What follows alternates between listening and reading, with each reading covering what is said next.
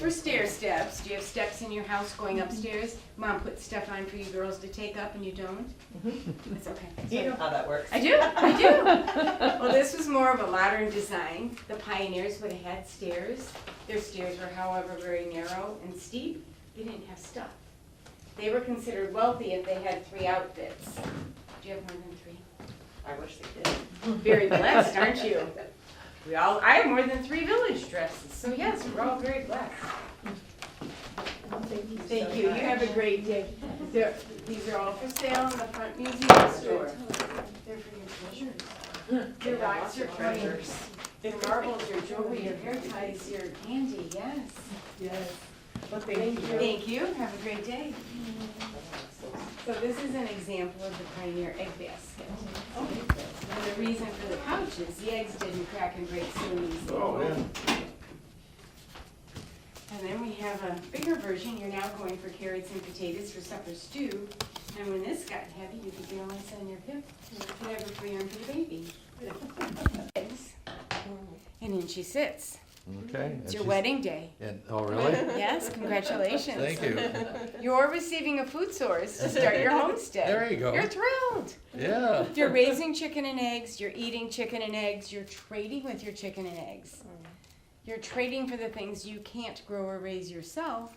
So those are things like sugar, salt, coffee, tea, and then you could trade services with the doctor or the blacksmith. They did not have bags or boxes, so they took something like this to the general store. This would have been sturdy enough to hold all the supplies they needed for a number of months. They did not go to the store weekly like I do, or more often. Sometimes daily. Yes. The early baskets in this area were made from the smooth black ash strips. They found those strips in the growth plate layer of the tree. The trees were here in the swamplands. So they had to cut the trees down anyway to build their cabins and their barns, and they found those strips. We're not doing that today. What we use, this is called rattan palm. It grows vine-like in the jungles of Indonesia, and it comes rolled up just like this, ready to go in many different sizes. Did you have any questions about anything? Oh, very good. This building used to be a granary. Oh, it did? Mm-hmm. There's lots of different holes, different places. Okay, yeah, I see up there. Yeah. View the website where I get a lot of mine. Okay. I go through, it's called North Carolina Basket Works. Let me get you one that doesn't have.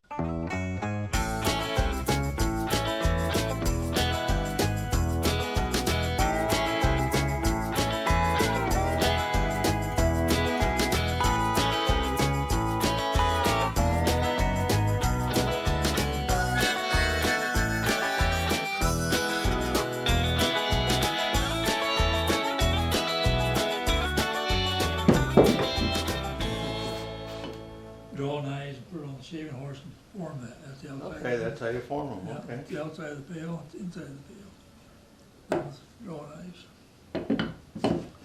Each stave goes around the bucket. Yep, very good. Then we'll put them in these temporary frames up here till we get it built, get it all together, get the way we want it. Then we'll put a permanent band on like this, and that's the lock.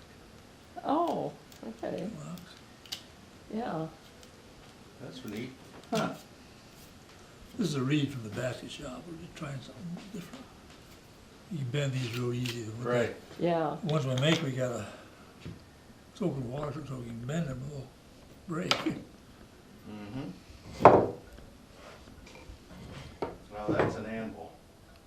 Yeah, they're not gonna walk off of that one. Nobody's gonna walk off with that, no, Well. absolutely. well,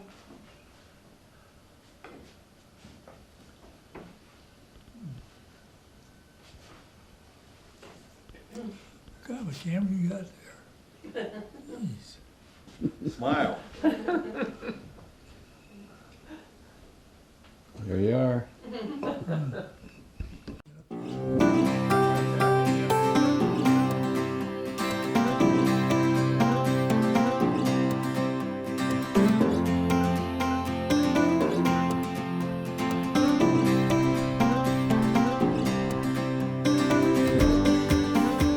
This would have been a part of life for families. today. There you go. Because there were not always stores all around that you could go buy things already made. And so that meant you needed to have yarn at home to use with your knitting needles so that you could be making your socks, a scarf, a blanket, a shawl to wear to church, what have you. And so in order to have a yarn supply in your home, here in Northwest Ohio, they would have raised some sheep along with the other animals they had on their farm. That would be their supply of wool. Okay, and I'm using wool here today to make this wool yarn.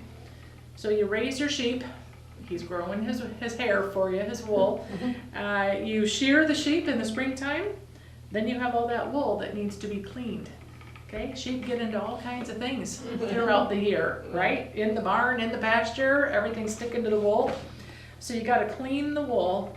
After the wool is cleaned, you get it all ready to go and carded to brush it out so that it's not tangled on itself anymore.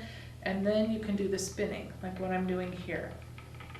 And the basic thing that's happening with a spinning wheel is it is putting twist into those loose hairs, those loose fibers, so that then it holds tight because it's twisted together. That's the basic thing that's happening here.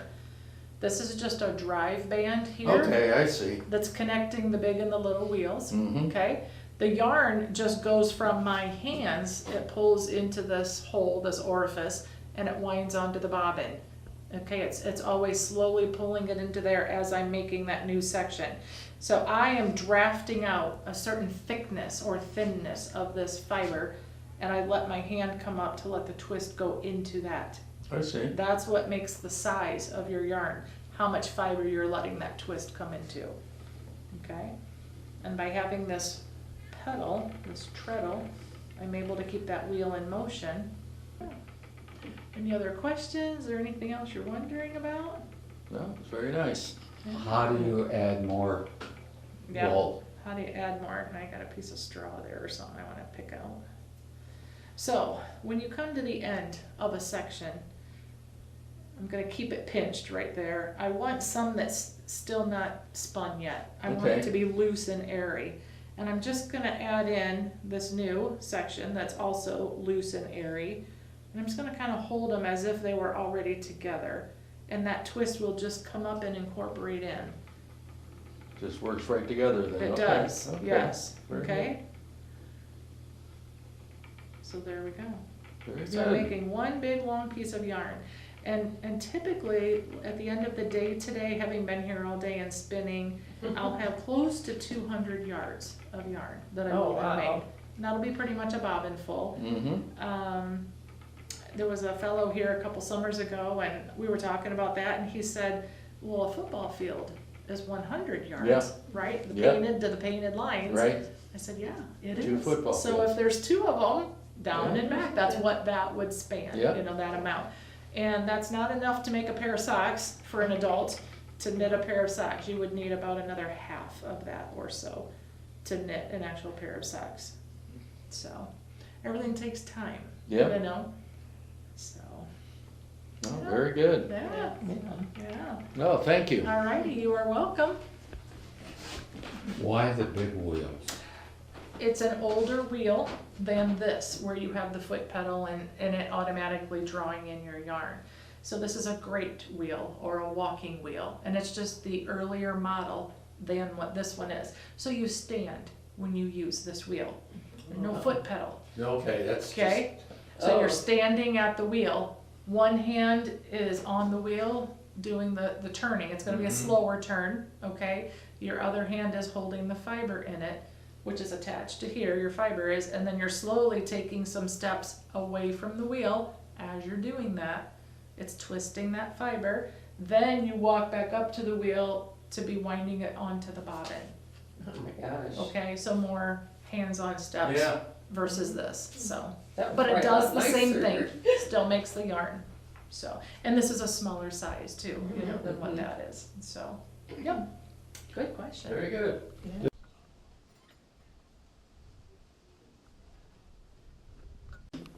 See, the Yep. fringe is gonna be right here. And now I'm pounding it down. The history of this guy is, it was handmade back in 1861, made out of chestnut, put together with mortise and tenon joints, and that way the men could do the weaving back at that time in the barn. They usually would do this in the winter time, put it back together, warp the loom by putting all these threads on here, and cut up old clothes, put it on stick shuttles. We have big ones over there to make rag rugs. Yep. And a rag rug is over there. Yeah. I All remember different when Mom used colors. to save all the old clothes, and there was a woman in Yes. Ridgeville that made them. Yes. And every once in a while, we've heard tales of them putting this on a flatbed trailer Oh, really? and go to town asking for old clothes to make them rugs and sell them. So that's the way the men made the weaving history as far as something to make money. So on their off time of farming. But this is an original. It was handmade by some barn builders. Their friend fell off the barn, broke his back, and after a couple years he was able to do things. They made him 2 of these. I don't know where the other one is, but we have an original that was made back then. We have a picture over there at the bottom of a guy that we bought the loom from. He was in the Fulton County Fair in the 1940s, had this same loom, and he demonstrated how to make rugs. Now the top picture on the second shelf is Vera. She started weaving here in 1976 when we opened up Sauder Village. And she wove as long as she could. She just died a few years ago at an age of 103 and a half. Oh my gosh. The family said, make sure you put that half on here. What was her last name, Vera? Let me look. Oh, that's all right. I wrote all that in. These are called loopers. We have all different colors.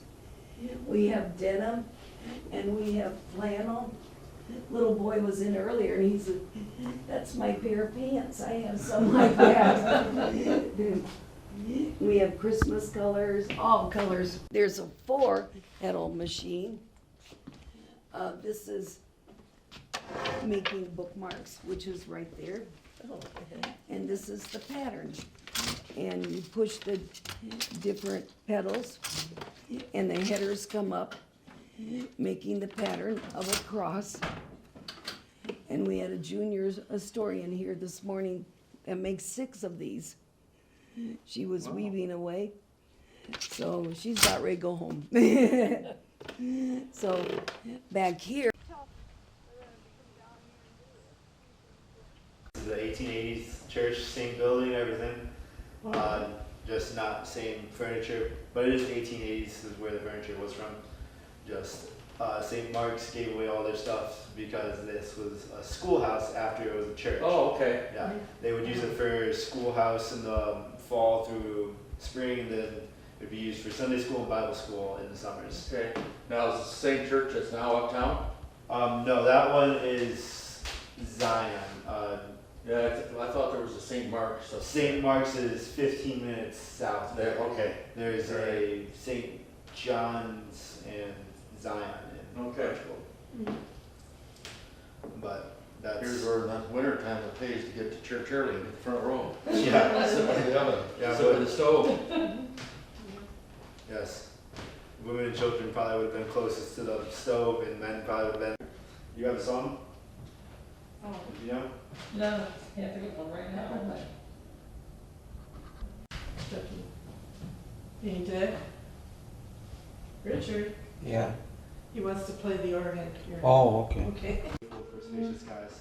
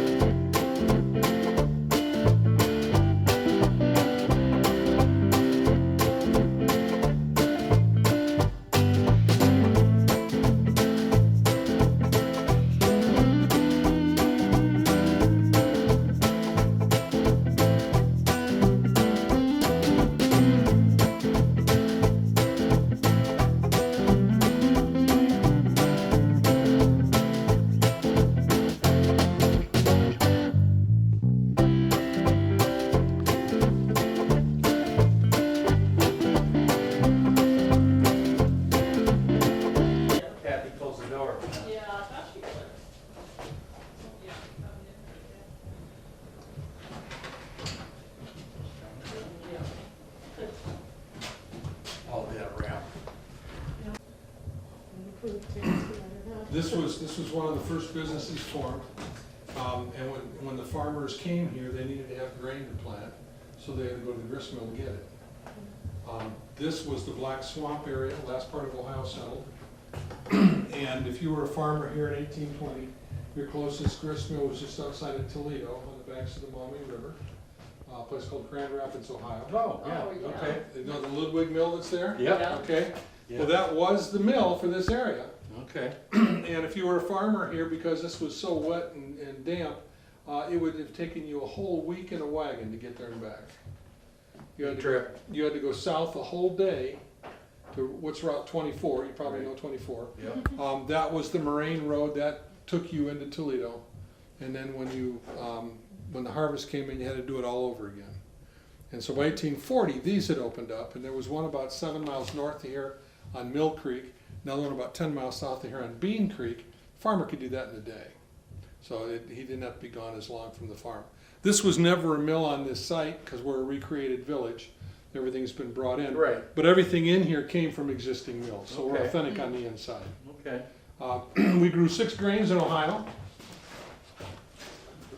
Corn being the biggest. Corn was kind of like the cash crop. It had the most calories, and it was easy to grow and easy to harvest. And so they would grow corn here. And when they process it with a set of stones like this.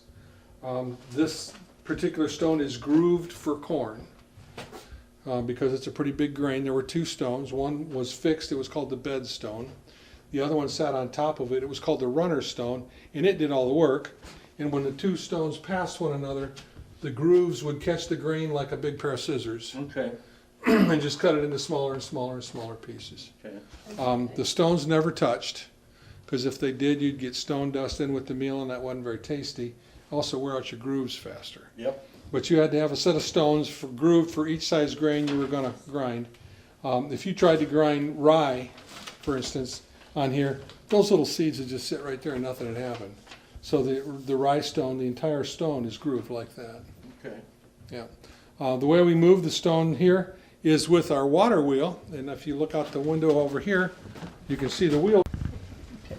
Water comes in at the top, fills those troughs. When the trough gets filled, it's pretty heavy. Gravity does the rest, takes it to the bottom, and it spills out. It's called an overshot wheel because the water comes in at the top. Are you pumping the water back into the pond? Bugs and all kinds of stuff in it. So that elevator would have taken all the grain up to the 3rd floor, and as the loop goes over the top, it dumps the grain into a bin that has a net on it, and they'll filter out the impurities. Once it's been cleaned, it goes to the 2nd floor. When it comes time to grind it, little white points, they're not very tasty. They're gonna flake out over here, and that's going up to the barn for the chickens. Oh, okay. So about 70% of the kernel is going to end up as cornmeal, about 30% is going to end up as animal feed. Okay. So they don't waste any of it. Very good. Okay. Okay, this is now connected to the water wheel. Corn's coming out here, cornmeal's coming out there.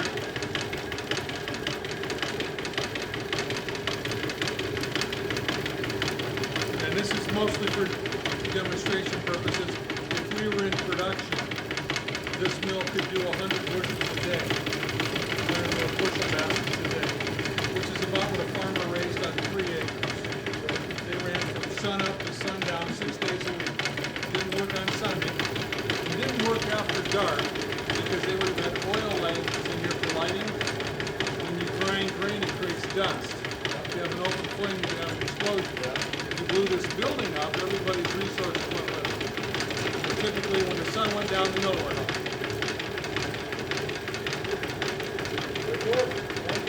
Yeah. And these ran until about 1880. By 1880, the railroads had come through, and farmers were shipping all their grain to Chicago. Chicago has electricity in it, 24.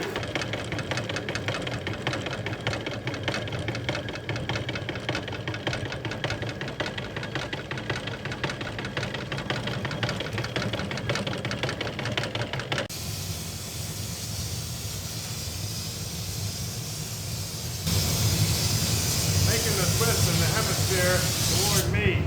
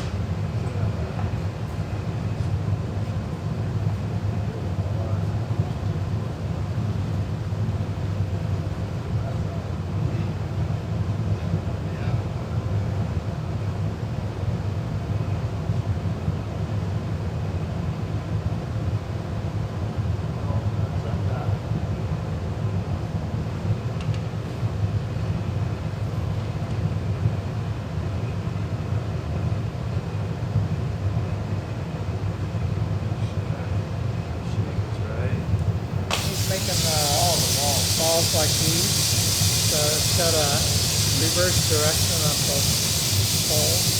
With that chevron down the center.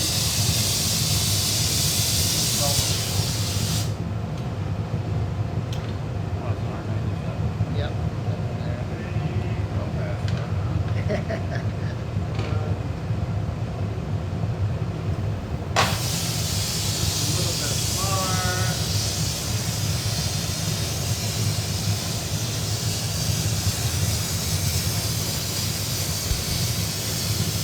Chevrons right about at the equator. We're looking for non-automatic.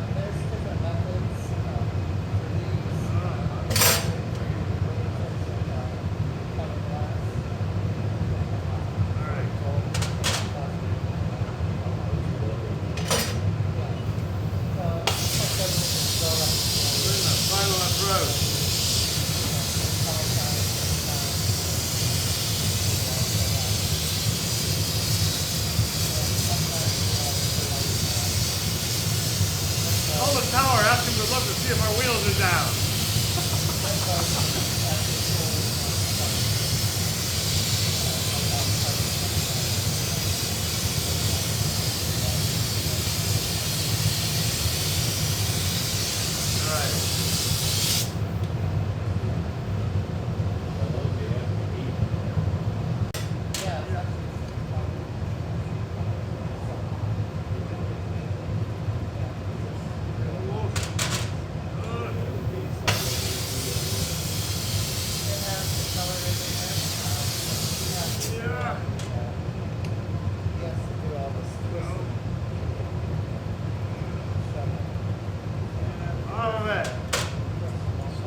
Slow it down. Spin too fast, the equator will get accepted. You can spin out the equator. Earth is lighter at the equator than it is pole to pole. Anybody know by how much? Want to guess? 10 miles, 20 miles, 50 miles, 100 miles. How many miles wider is it? 8,000 miles overall. 25 miles wider at the equator. 25. That's not much considering the mass of all that spinning. As the equator's going 1,000 miles an hour, I guessed 50 before I knew it was 25.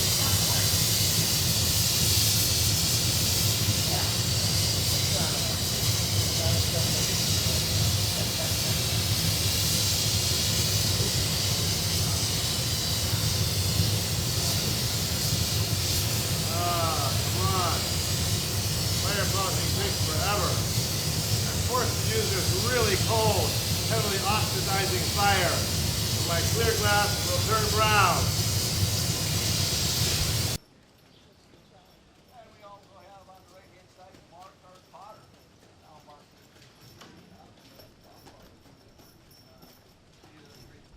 Two stoves, so there's a stove in here, and then there's a stove in the summer kitchen that you can go out and see too. Okay. Another thing about this is also the parlor. If you go in here, you'll notice that there's couches, there's lamps, there's a clock, there's a sewing machine. All of those things they were able to afford because Peter had his own wheel company. He had his own business on top of having land to farm for cash crops. And that is just one of the nicer things that they had. They had 12 children. 2 of them they had in France. So they had a newborn and a 2-year-old when they moved to the United States. And so they had to take those 2, and then they had 10 children here. Here? Yes. And so you can't go to the upstairs, unfortunately, but if you make your way down to the Whitmore Roth house, you will be able to go to the upstairs, so you can be able to. And that's the door.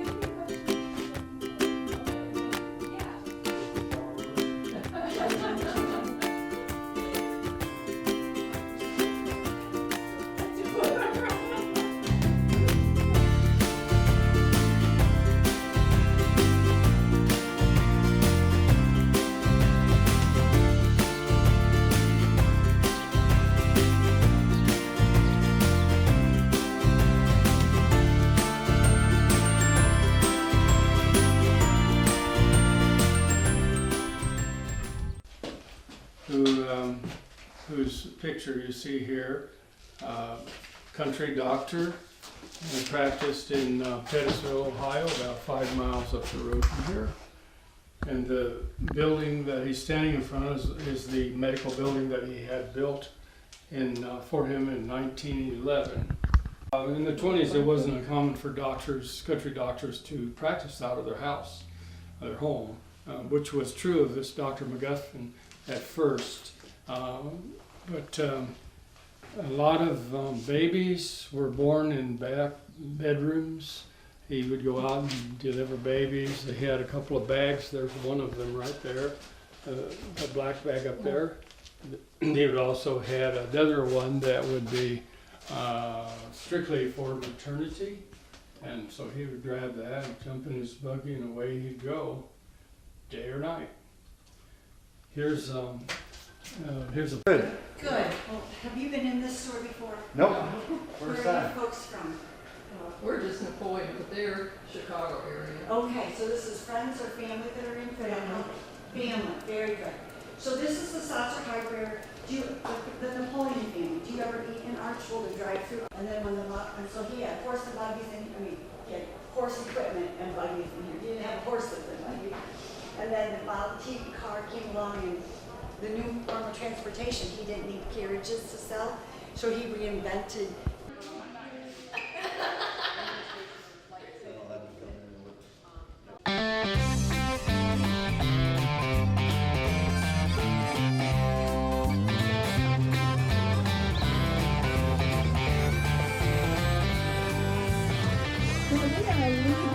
The 1925, we are traveling back to the 1800s. And as we go, we are letting all that fun stuff on our main street stay until our next visit.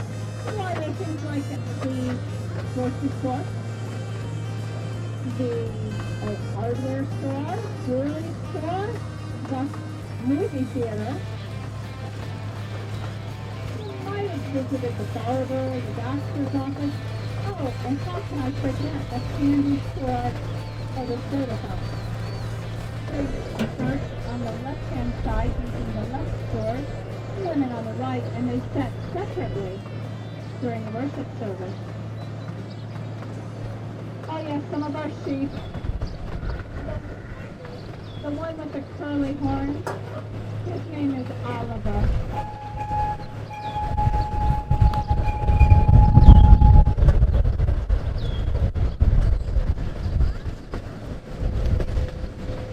On the left, our little Lake Erie, named after Erie Sauder, who started Sauder Village and the Great Lake Erie.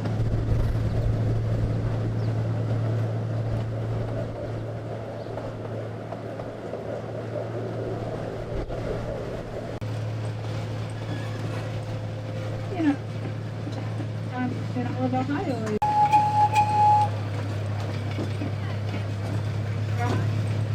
To our wheelchair person here so that they can also exit safely and be on about the rest of their day. Thanks for traveling with us.